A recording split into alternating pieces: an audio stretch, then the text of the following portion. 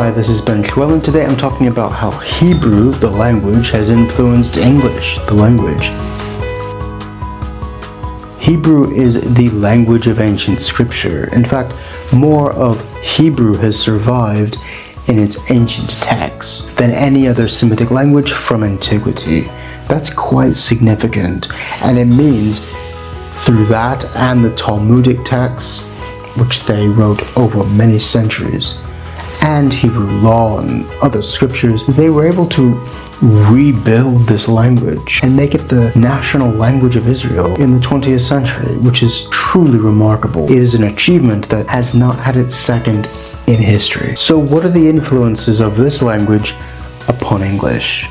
We get a whole host of words in English from Hebrew, many of them to do, of course, with religious things.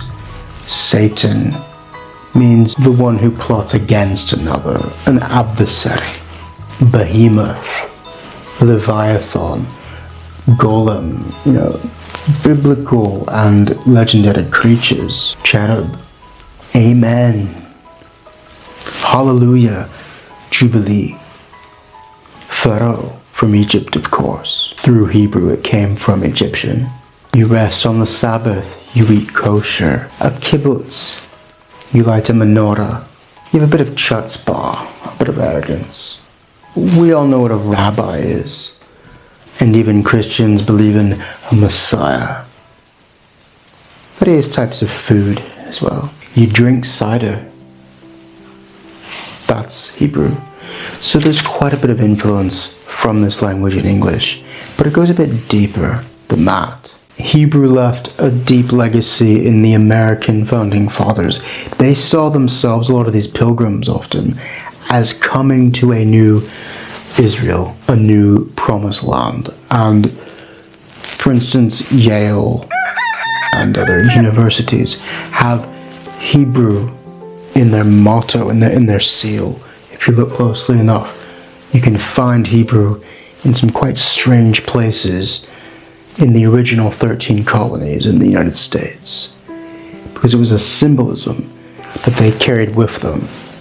On the Liberty Bell in Philadelphia, it says, "Proclaim liberty through all the land, and all the inhabitants thereof." That's from Leviticus, penned first in Hebrew. And this underlying layer of theology and moral teachings and beliefs and the under bedrock of Christianity from Judaism has embedded itself in sayings across our culture through many centuries. The King of Kings, that X of X, the Reign of Reigns, the Bird of Birds. That's a form of grammar that's come from Hebrew. From 1549, Hebrew was required for an MA at the University of Cambridge. I went to Cambridge, but in the 21st century, and I didn't need it, but it would have been quite useful, and I would have loved to have learned it. I learned Latin instead, and I wish I had a bit of Hebrew, and I am taking up Hebrew to replace that error on my part. The poet John Milton read and wrote Hebrew fluently, and it's echoed in his work. In 1611, the King James Bible was translated directly from Hebrew, literal as they could be, and many of the sayings from Hebrew were translated literally. So you get dozens, hundreds, maybe even thousands of sayings from Hebrew injected into English from this biblical work. And I should note, the Welsh Bible, translated literally from Hebrew, not through English, was written in the century before. So the Welsh beat the English on that account. However, let's go through many of those phrases now. To lick the dust. That's a strange saying, but it's from Hebrew. To fall flat on one's face. A heavy heart. How is a heart heavy? To pour out one's heart.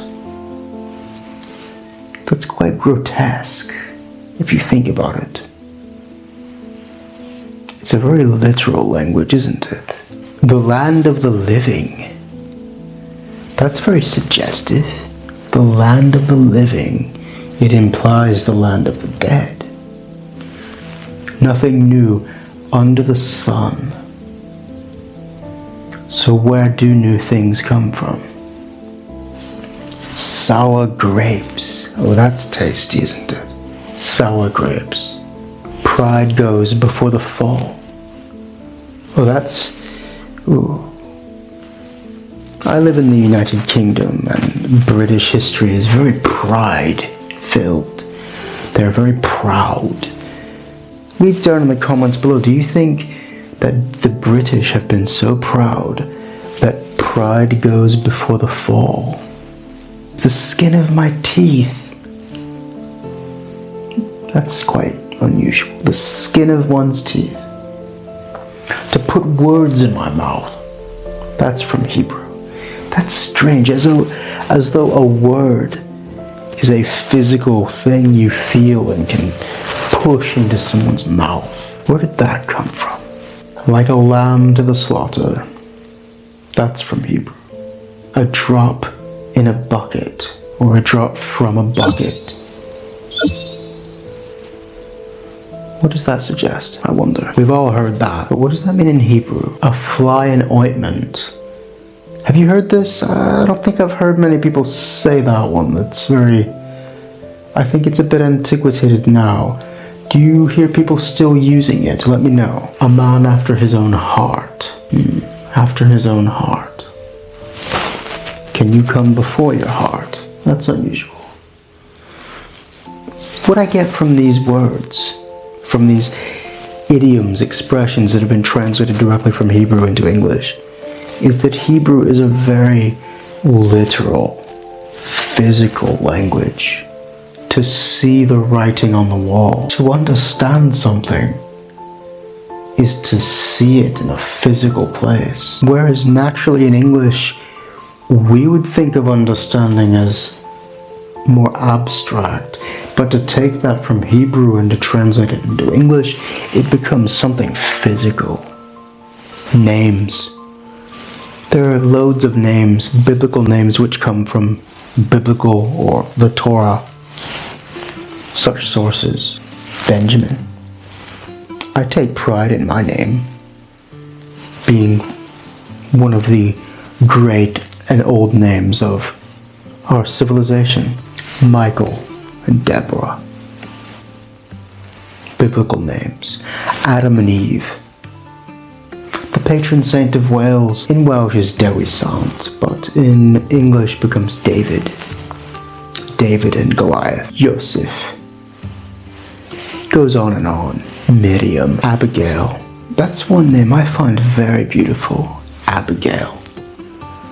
That's from Hebrew. Samantha. These are names all around you. And speaking of location around you, the physical place names that have been taken from the land of Israel through Hebrew into the Anglosphere.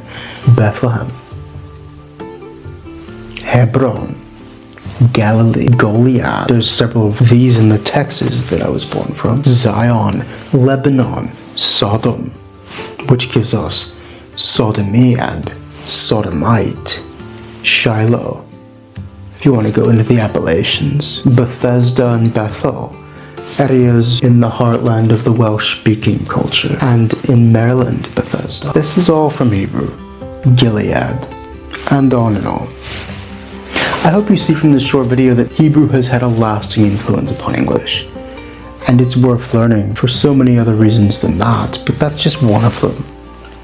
Hey, diolch yn fawr am wylio, thank you very much for watching, we'll see you in the next episode.